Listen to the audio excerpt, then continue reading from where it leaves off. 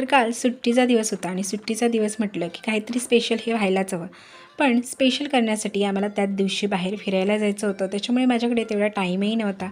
नाश्त्याला काय करू असा विचार केला. बघितलं तर आदल्या दिवशीचा मसाले भात बनवला होता, ज्याच्यामध्ये काही भाज्या आणि वाटाणे वगैरे घातले. खरं तर आम्ही तोच भात खाणार असतो, पण झालं असं की भात रात्री थोडासा मऊ झाला होता, त्याच्यामुळे दुसऱ्या दिवशी तो खायला मात्र खूप कंटाळा येतो.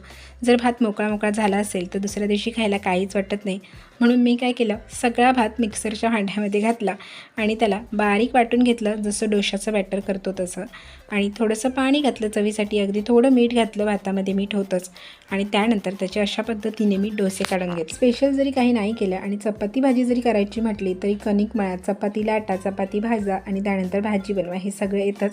त्याला टाईमही भरपूर जातो. त्यापेक्षा झटपट अशा पद्धतीने मी डोसे काढले आणि याच्यासोबत खोबऱ्याची चटणी केली. आणि मुख्य म्हणजे जो आदल्या दिवशीचा भात होता तोही माझा वाया गेला नाही.